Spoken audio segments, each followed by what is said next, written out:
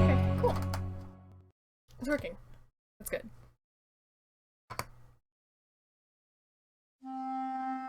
They say that history is the greatest of all teachers, and that tales of past deeds define who we are in the present, and what we shall be in the future. It is said that such tales shall, with each telling, illuminate us all with the light of truth. I shall tell you of such a tale. It is a tale quite familiar to me, for I have spent nearly a lifetime piecing it together and chronicling it here within this book. For years I have pondered its passages, studying every line, committing each word to memory. Perhaps now, in the telling of it, I shall at last find the answers I seek. Our story takes place in the northern region of Faerun, known as Icewind Dale. It is a harsh, frozen land, cut off from the rest of the world by a wall of jagged peaks called the Spine of the World. For centuries, the icy plains of the Dale have been home to the barbarian peoples of the Uthgard and Regedman. Huddled together in small, closely knit tribes, the barbarians lived simple lives, free, proud, and fiercely independent. Until the day an archmage named Erakan came to Icewind Dale. With an army of mercenaries, Erakan sought to conquer the north and force the fierce barbarians into slavery.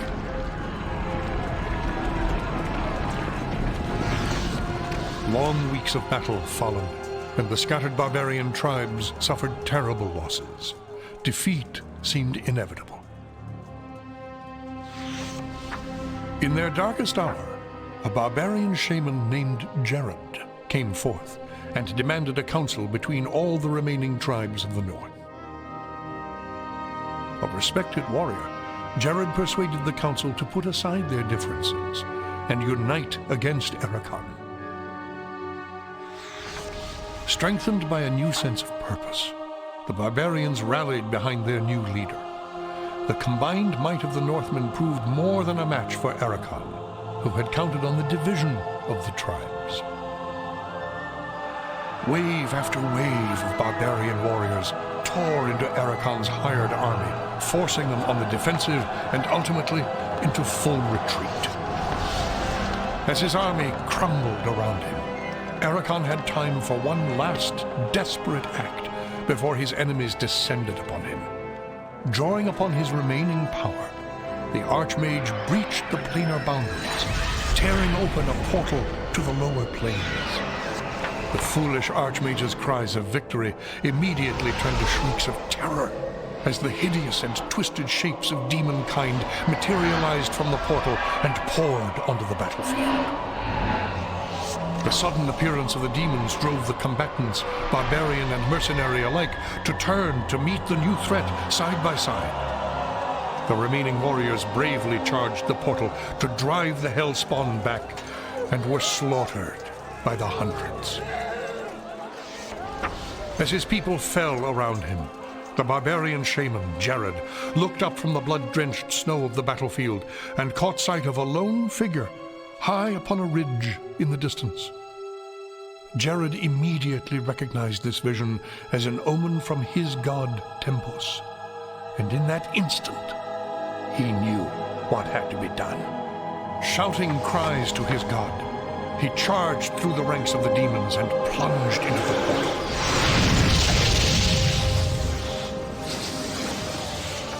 As Jared's blood fused with the energies of the portal, an explosion of white light engulfed the battlefield.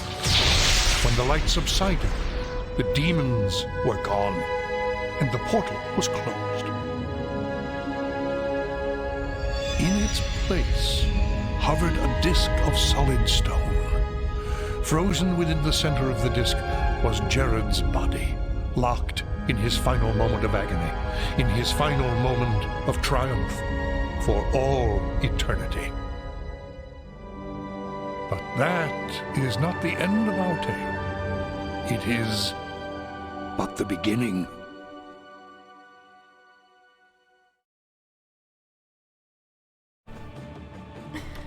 Alright, yeah, I have never played this before. I have played a little bit of, I think, Baldur's Gate, the OG, single player. Yeah, I guess. Oh god, oh my god. And then work out how old games are. Oof.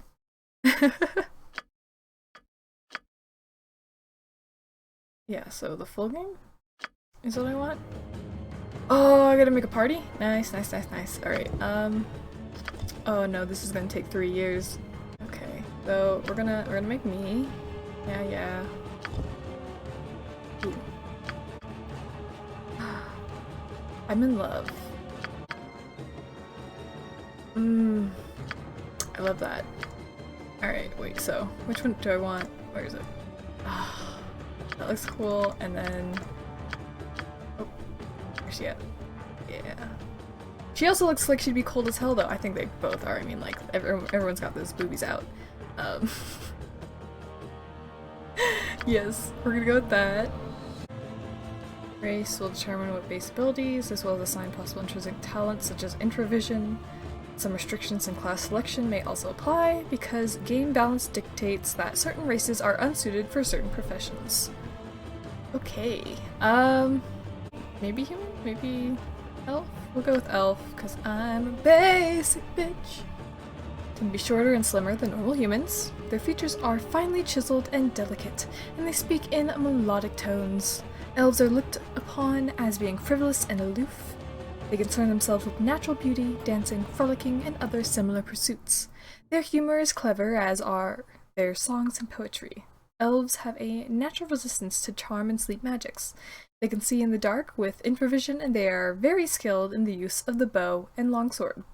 They have a bonus to their dexterity, but incur a penalty to their constitution. There are 5 racial divisions of elves within the realms: gold elves, moon elves, wild elves, sea elves, and drow. Alright, class. So your character is worked and trained on during the younger years.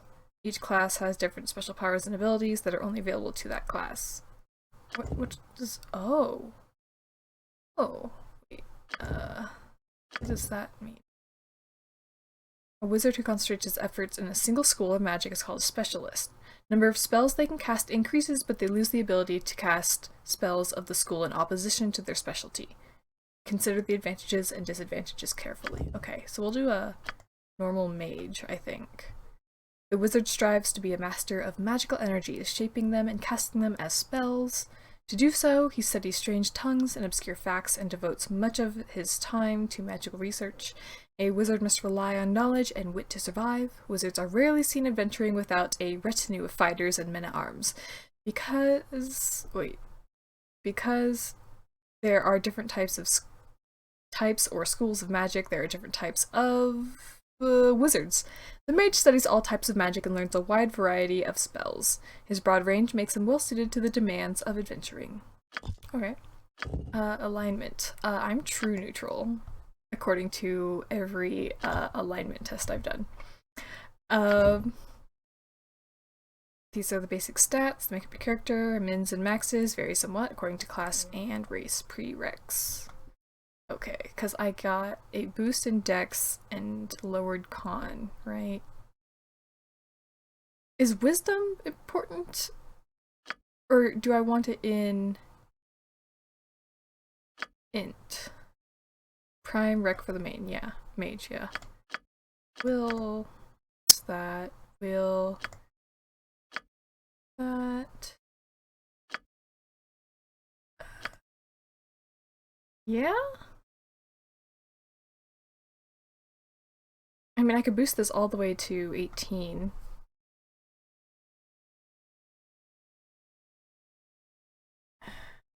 That can be for saves. Give me a little bit more health. I'm just going with what I know about, you know, 5th edition, but let's see, if this was made in 2000, 2001, that means this was prior to 3rd edition? Is that right? Because Wizards bought D&D in 97 and released 3rd edition in near this point in time, right? I can't remember. We're not gonna go into that. Max is 17 for con? Wait, do they have different? Oh, you could be extra Dexy though.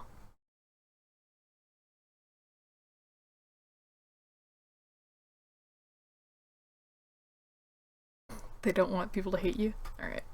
Sure, we'll go with that. Skills. You've been given 1 proficiency to start your character with. Choose from the above list of the highlighted proficiencies.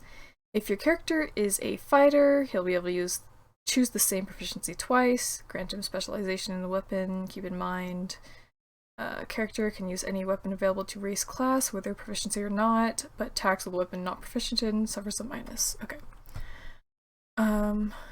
Is this the whole list? Oh. This is the whole list. Okay. Or, oh no, these are the things I can put points into. Okay. So, a staff, a dagger, or a missile weapon. Yeah, okay, so I can only do these. I can't do anything else. Alright. That makes way more sense. Alright, I got confused. Sure, quarterstaff. Do traditional. Ooh. Choose 2 spells to put in spellbook. These will be the spells that your character currently has knowledge of at the beginning of the game. What do we got? Larlock's Minor Drain. Drains the life force, target suffers blah blah blah damage, and wizard gains that damage, goes over, loses them after each turn. So the temporary hit points, if it goes over. That's also cool. I don't, do like some necromancy. What was the other one? Identify is always a good thing to pick up too. Sure. I guess this one, because it does damage? I don't know if I'm gonna be thrown right into fight or not. Appearance. Oh, okay, so I got like a little... Oh yeah. Oh no. I shall slay you all. Okay, sure.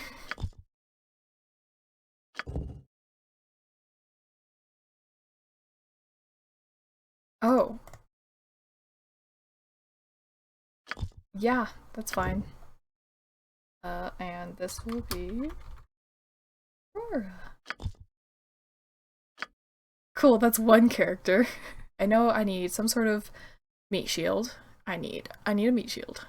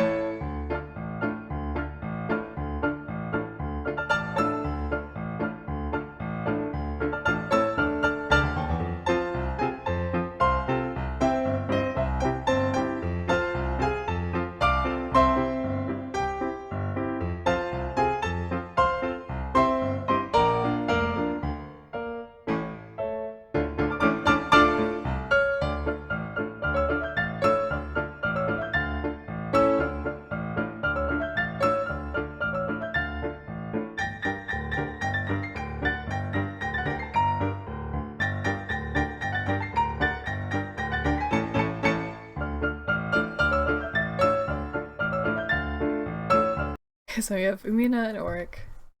We got Aurora and Lego. Then Locke and Hallie.